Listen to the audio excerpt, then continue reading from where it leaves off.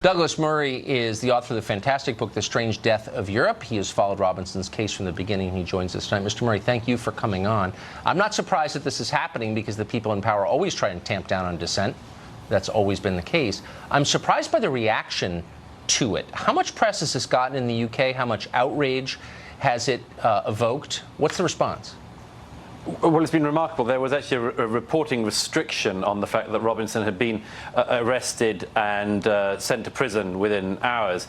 There was actually a reporting restriction on that in the UK that made it impossible for any British journalist like myself to write about it for some days, which meant that the international media picked it up, but here in Britain we weren't allowed to talk about it.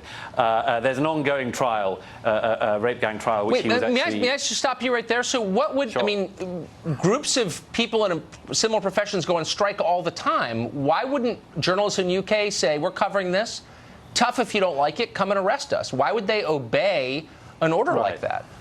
Well, we do have pretty strict contempt orders here in the UK, and basically anyone who would have reported it would have ended up risking going to prison themselves. So it's a very tricky one. There is one, by the way, very quick justification for this, which is that there is an ongoing trial which he was reporting outside of, and there's a problem about reporting on that trial. Again, I'm sitting in London, so I have to be rather careful about mentioning that trial. It's unbelievable. So and I know his politics, which I don't even fully understand, and I don't even care what they are, but I sense they're very different from those of most reporters in Great Britain. But has there been support for him from journalists in the UK? No, not really. I mean, this is something I write quite a bit about in my book, in The Strange Death of Europe, which is that basically we have in Britain, as across Europe, this primary and secondary problem issue, whereby you have a primary problem, as in this case, thousands and thousands of young British girls who've been raped by gangs of men we euphemistically describe as Asian, although they don't include any Chinese or Koreans. Right. We've had thousands of people who've been raped by these gangs. That's the primary problem. The secondary thing is that there are people who then say, look at what's happening.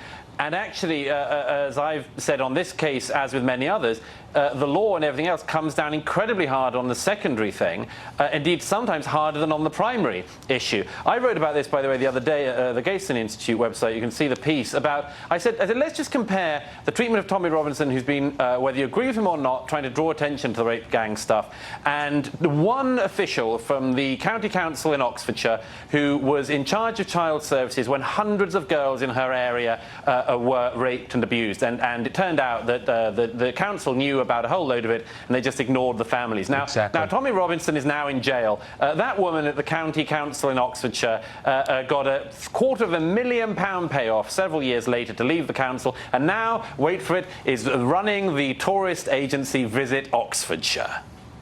Your society really hates itself. When did that start?